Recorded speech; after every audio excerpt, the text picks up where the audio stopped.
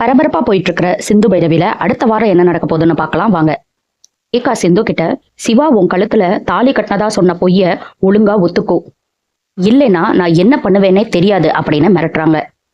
இனிமேல் உண்மையை ஒத்துக்க வேண்டியது நான் இல்ல, சிவாதான். அவருதான் என் கழுத்துல தாலி கட்டினாரு, அந்த உண்மையை அவர் ஒத்துக்கிட்டு தான் ஆகணும்னு சிந்து சொல்றாங்க.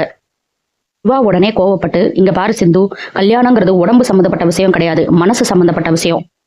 ஒழுங்கா நீ உண்மையை ஒத்துக்கோ, நான் ஸ்னேகா கிட்ட சொல்லி இந்த கேஸை வாபஸ் வாங்க சொல்றேன் அப்படின்னு சொல்றாரு. நான் சிந்து எதுக்கும் அசைகிற மாதிரி இல்ல, நான் உண்மையை மட்டும்தான் பேசுறேன். சிவாவும் ஸ்னேகாவும் தான் பொய் சொல்லிக்கிட்டே இருக்காங்க, அவங்கதான் இனி உண்மையை ஒத்துக்கணும் அப்படின்னு சொல்றாங்க.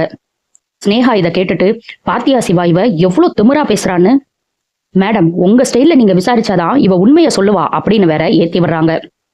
நேர்மையா இருக்கிற ரேகா இவங்க 2 பேத்தையும் வெளியே அனுப்பிட்டு விசாரணையா ஆரம்பிச்சிருக்கலாம். இவங்க 2 பேரும் உள்ள இருக்கிறனால சிந்து உண்மையே சொன்னாலும் வெளியே இருக்கிற யாரும் அதை நம்ப போறது கிடையாது. ரேகா ஸ்னேகா சொன்னதை அப்படியே கேட்டு பலார்னு ஒரு அறையிறாங்க சிந்துவை. பொய்ய நீ திரும்பி திரும்பி சொன்னா உண்மையாயிருமா?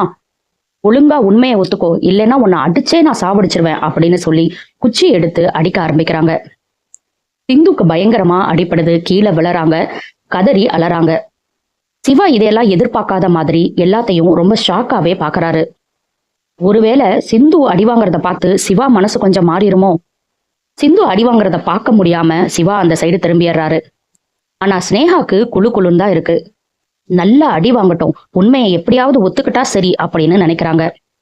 இவ்வளோ அடி வாங்கியாவது சிந்து உண்மையை ஒத்துப்பாங்களா?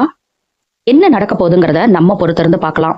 அடுத்தடுத்து சிந்து பைரவில என்ன நடக்குதுன்னு தெரிஞ்சுக்க சப்ஸ்கிரைப் பண்ண மறந்துடாதீங்க.